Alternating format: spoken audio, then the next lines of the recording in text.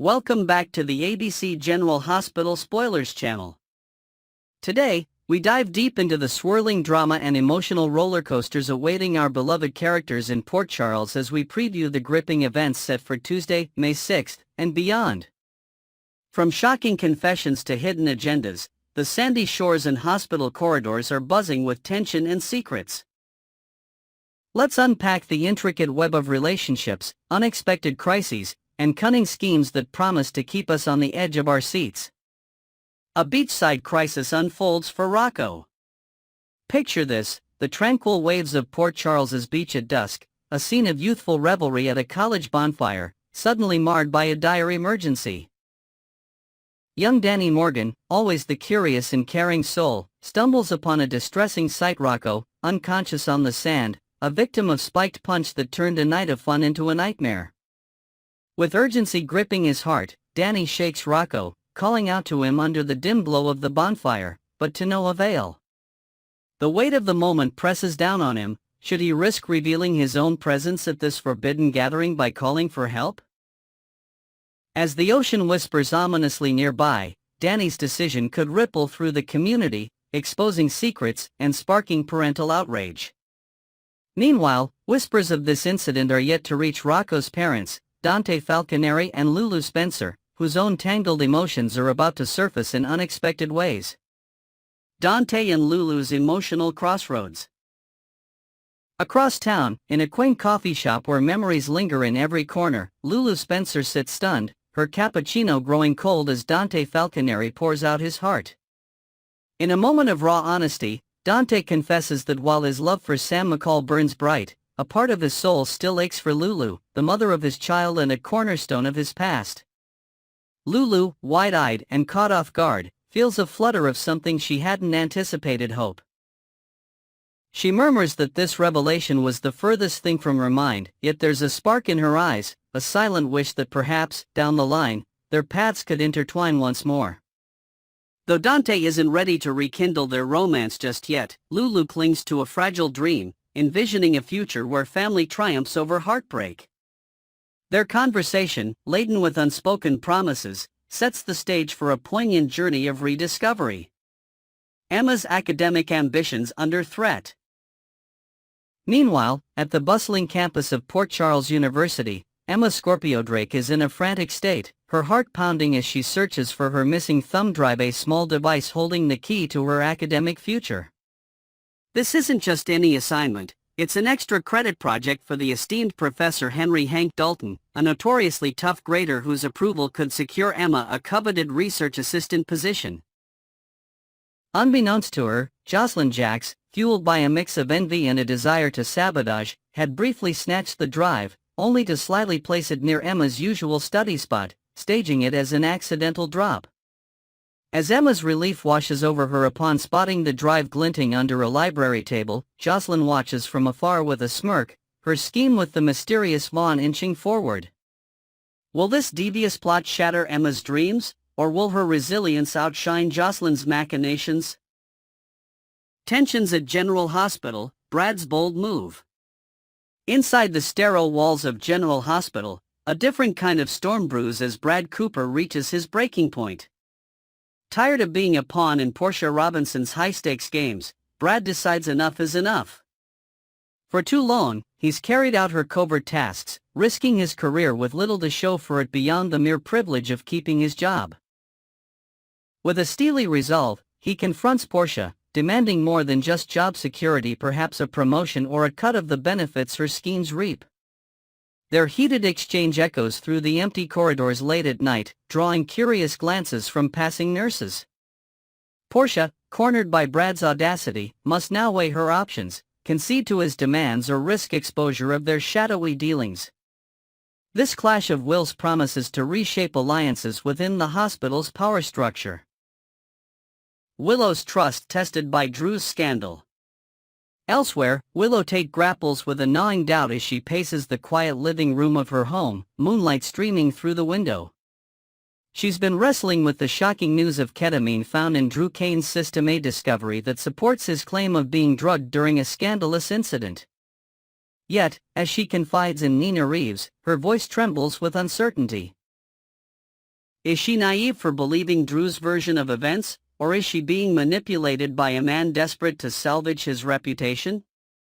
Nina, caught in a precarious position as the orchestrator of Drew's predicament, offers vague reassurances, her own guilt a heavy burden.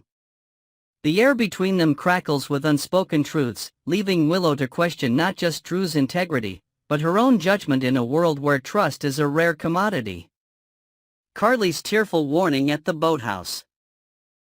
At the serene yet somber boathouse by the waterfront, Carly Spencer finds herself in an emotional exchange that cuts deep. Tears glisten in her eyes as she delivers a heartfelt caution to someone close, possibly Danny, whose recent escapade at the bonfire might have landed him in serious trouble. "You're gonna regret it for the rest of your life," she warns, her voice breaking with the weight of experience and maternal concern. The creak of the wooden dock beneath them seems to underscore the gravity of her words, a plea to steer clear of the perilous path of underage drinking and the darker mistakes that often follow.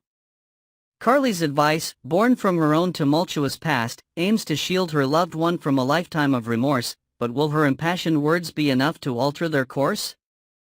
Drew's quest for truth and Tracy's accusations. In another corner of Port Charles, Drew Kane meets with Mac Scorpio at the police station, determination etched on his face.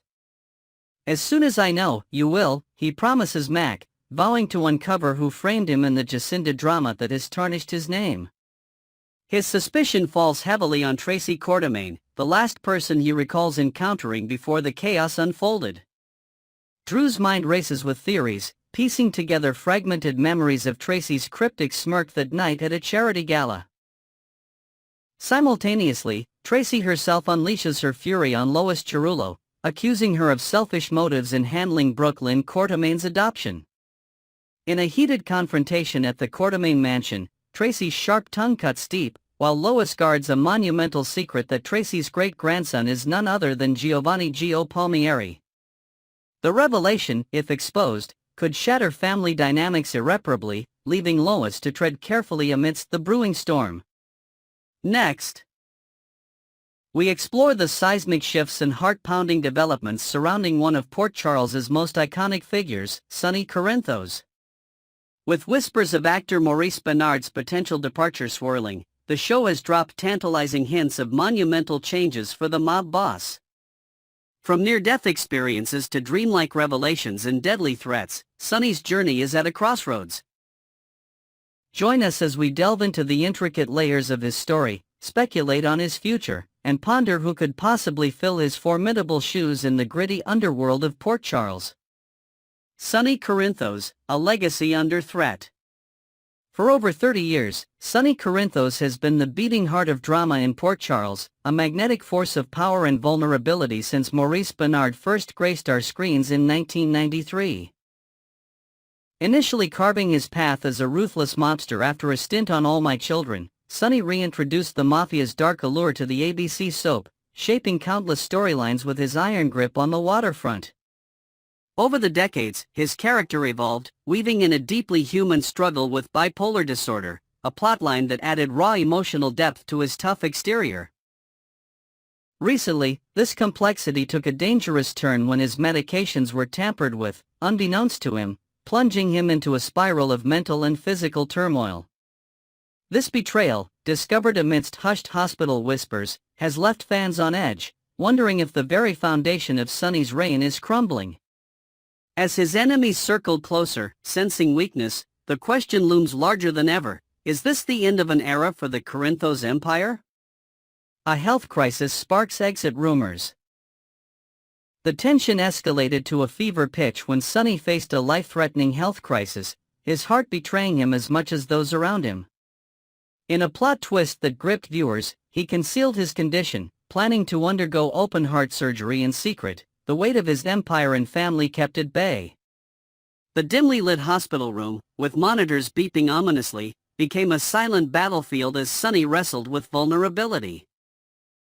Ultimately, he confided in his ex-wife, Carly Spencer, whose worried gaze spoke volumes, and his loyal security expert, Brick, whose steadfast presence offered a rare anchor. This storyline fueled rampant speculation among fans that Maurice Benard, who has hinted at retirement in recent interviews, might be bidding farewell to the role that made him a household name. Social media buzzed with concern, with hashtags like #SaveSonny trending as viewers feared losing the character. Yet, Sonny emerged from the operating table alive, a sigh of relief for many, though the shadow of uncertainty lingers. Will Bernard stay, or is this a temporary reprieve? A dream that shakes Sonny's core. Even as Sonny lay recovering, sedated in the sterile confines of General Hospital, his mind conjured a poignant encounter that could redefine his destiny. In a vivid dream, far from the cold reality of 4 drips and antiseptic smells, he found himself at Bobby's Diner, the nostalgic aroma of coffee and pie filling the air. There, waiting with a warm, bittersweet smile, was his late father, Mike Corbin, who passed in 2020 after a harrowing battle with Alzheimer's. Fans had hoped for a reunion with one of Sonny's sons, perhaps Michael, with their strained bond, or Morgan, whose tragic loss still haunts, but Mike's presence carried a different weight. Their conversation, tender yet piercing, unfolded under the diner's flickering lights, with Mike reassuring Sonny that death had not claimed him yet. This heart-to-heart, laced with memories of simpler times, planted a seed of doubt in Sonny's mind about his violent lifestyle. Could this ethereal visit be the catalyst for Sonny to finally step away from the mob, trading bullets for peace in a way he's never dared before? A real-life threat in the hospital shadows. While Sonny grappled with spectral guidance, danger lurked in the waking world, cloaked in a nurse's uniform. As he lay vulnerable post-surgery, an unknown woman with cold, calculating eyes crept into his room, a syringe filled with a lethal substance poised above his foreline. The tension was palpable, the quiet hum of hospital machinery a stark contrast to the impending doom. Fortunately, Brick, ever the vigilant guardian, was stationed nearby, his instincts sharp as he sensed the imposter's intent. In a split-second decision, he drew his weapon and fired, the gunshot echoing through the ward as the would-be assassin fell lifeless to the floor. This jaw-dropping moment, captured with cinematic intensity, had fans erupting online, with many calling for Stephen A. Smith, who has portrayed Brick since 2016, to snag an Emmy for his electrifying performance. The incident not only underscored the constant peril surrounding Sonny but also reignited debates about who might target him next and why. Was this a lone act of vengeance, or a sign of a larger conspiracy tightening its grip? The mob boss contemplating a new path. Sonny's brush with death, both in dream and reality, has ignited a profound introspection rarely seen in the hardened mobster. Sitting in his hospital bed, the sterile white sheets a stark contrast to the blood-stained life he's led, he ponders a radical shift, abandoning the mob entirely. This isn't the first time he's considered such a move, but the weight of his father's words in that dream, combined with the tangible threat on his life, feels like a wake-up call etched in stone. Conversations with Carly, whose own history with him is a tapestry of love and conflict, reveal her cautious hope that he might choose family over power. Meanwhile, loyal lieutenants whisper in the underworld, sensing a power vacuum if Sonny steps back. The streets of Port Charles, once firmly under his control, now hum with uncertainty as rivals and allies alike speculate on what a Corinthos-free landscape might look like. For Sonny, the choice is agonizing. Can he truly leave behind the only life he's known, or will the mob's claws pull him back into the abyss? Who could replace Sonny as Port Charles's kingpin? The mere thought of Sonny relinquishing his throne has sparked fiery debates among fans, with social media platforms alight with theories on who could inherit his criminal crown. One name floating in the speculative ether is Tracy Quartermaine, a cunning and relentless force who has long coveted control of Port Charles's waterfront, a key territory in Sonny's empire. Her recent machinations, often cloaked in boardroom deals and sly manipulations at the Quartermaine mansion, suggest she's poised to strike. A fan on X described the idea of Tracy as mob boss as delightfully twisted, envisioning her sharp tongue and ruthless ambition transforming the underworld into a corporate battlefield. Others propose younger players, perhaps a disgruntled associate or a long-lost Corinthos relative emerging from the shadows, hungry for power. The possibilities are endless, each carrying the potential for fresh conflicts and alliances. Yet, the question remains. Can anyone truly replicate Sonny's blend of menace and charisma, or will his departure leave a void too vast to fill? Next, we immerse ourselves in the shadowy world of secrets and espionage swirling around one of Port Charles's most intriguing young characters, Emma Scorpio Drake. As whispers of hidden agendas and covert operations ripple through the town, questions arise about Emma's true intentions. Is she merely a driven student with a desire to change the world, or could she be entangled in a web of espionage, following in the footsteps of her legendary family? Join us as we unravel the layers of mystery surrounding Emma, her connections to suspicious figures, and the tantalizing possibility that she might be a secret agent, whether for the WSB or the nefarious DVX. Emma Scorpio Drake's Hidden Truths. In the quaint yet drama-laden streets of Port Charles, Emma Scorpio Drake has recently become a figure clouded by enigma. On the surface, she appears as a determined young woman, eager to carve her path at Port Charles University. However, recent revelations suggest there's more beneath her earnest exterior. Emma recently opened up to her grandmother, Anna Devane, about a troubling incident from her past days, sealed arrest record from her time at a California university. While she framed it as a youthful misstep tied to her passion for global change, the cracks in her story hint at deeper, unspoken motives. Could her intense desire to save the world be a convenient cover for something far more clandestine? As whispers circulate through campus coffee shops and family gatherings, the notion that Emma might be concealing a significant secret, one tied to espionage, gains traction, leaving everyone, including her closest kin, questioning what she's really up to. Anna Devane's suspicious intuition. Anna Devane, a seasoned super sleuth with decades of experience in the covert world, isn't one to let coincidences slide under her radar. During a charged conversation on the April 29 episode at the upscale Savoy Lounge, with jazz softly playing in the background, Anna's instincts flared as she crossed paths with Professor Henry Hank Dalton. Amidst casual banter and subtle flirtation over martinis, she unearthed a curious connection. Dalton previously taught at the same California university where Emma studied, and their arrivals in Port Charles aligned almost too perfectly. Emma dismissed this overlap as mere chance, but Anna, with her piercing gaze and years of decoding deception, wasn't convinced. Her mind raced with possibilities during their exchange, the clink of glasses underscoring her growing unease. Anna's history with the WSB and her knack for sniffing out hidden agendas suggest she suspects Emma's involvement in something far beyond academic ambition. Is this the moment Anna begins to see her granddaughter through a lens of suspicion rather than familial trust? Emma's obsession with Professor Dalton.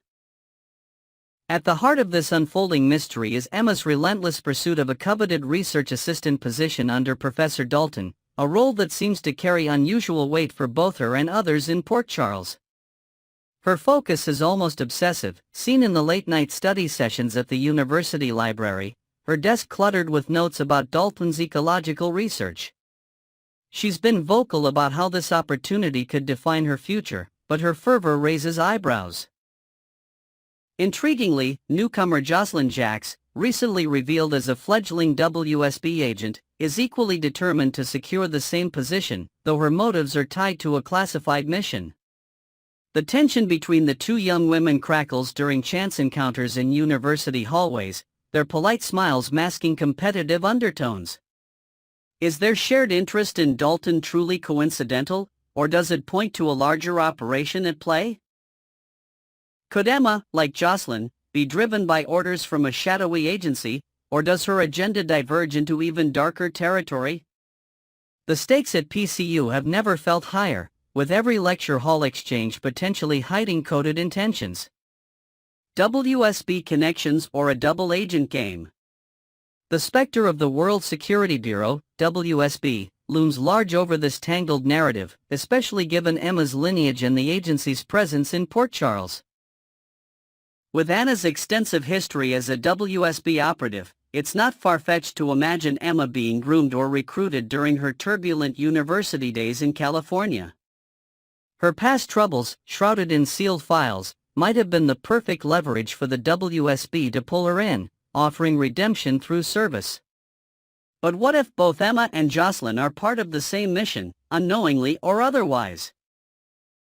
The agency might have deployed dual agents to ensure success in a critical operation centered on Dalton, with Jocelyn possibly serving as a backup plan should Emma falter.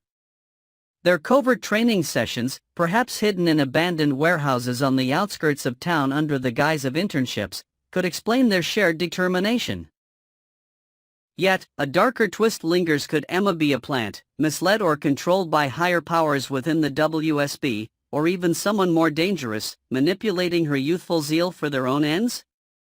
The shadow of Jack Brennan and past warnings. Complicating matters is the ominous influence of Jack Brennan, a figure whose ties to the WSB and penchant for manipulation have long unsettled Anna. Months ago, in a desperate bid to protect her family, Anna resorted to extreme measures, confronting Brennan with a taser in a dimly lit alley, her voice trembling with fury as she warned him to steer clear of Emma. The sparks from that encounter still linger in her memory, but was her threat too late?